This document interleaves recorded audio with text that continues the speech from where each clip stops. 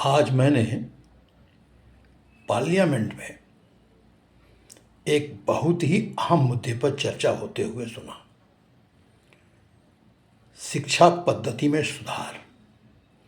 जी हाँ, हिंदुस्तान का जो एजुकेशन सिस्टम है 70 सालों में उसी ढर्रे पर चला आ रहा है जो ढर्रा मैकाले ने फिक्स किया था। इसका रिजल्ट क्या होता है कि हिंदुस्तान के सारे स्टूडेंट रट्टू तोता बन गए हैं। रट लो और पास कर लो। बस बीटेक करने का मतलब ये नहीं है कि वो इंजीनियर बन गया।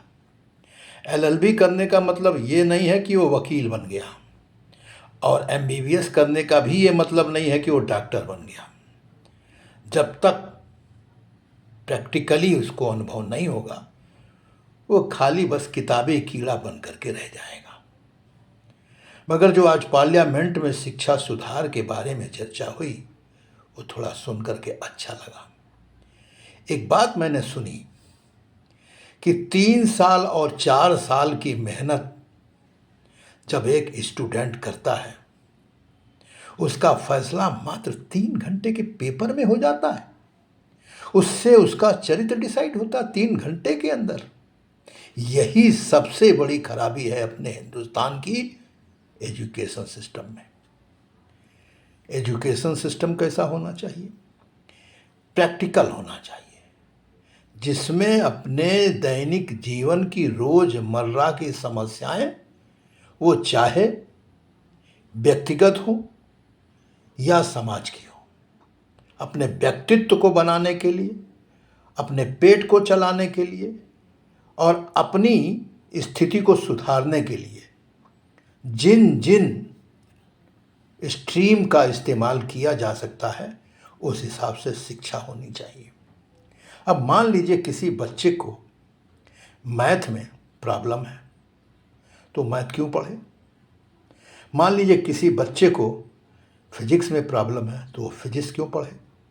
हर बच्चा हर सब्जेक्ट में एक जैसा नहीं होता है। तो यदि एमबीबीएस का एग्ज़ाम हो रहा है, नीट का, तो उसमें बायोलॉजी के ऊपर ज़्यादा जोर देना पड़ेगा। सीधी सी बात है। उसमें फिजिक्स और केमिस्ट्री का क्या काम है? तो यहाँ तो बस वही पुराना ढर्रा चला आ रहा है, जूलॉजी, बॉटनी, केमिस्ट्री और फिजिक्स। अरे भाई, इसमें सिर्फ बोटेनी और जूलॉजी का काम है। इसी तरीके से इंजीनियरिंग के लिए केमिस्ट्री का भी है, लेकिन अगर केमिकल इंजीनियर का इशू है तो केमिस्ट्री है, और अगर केवल मैकेनिकल इंजीनियर का काम है तो फिजिक्स है।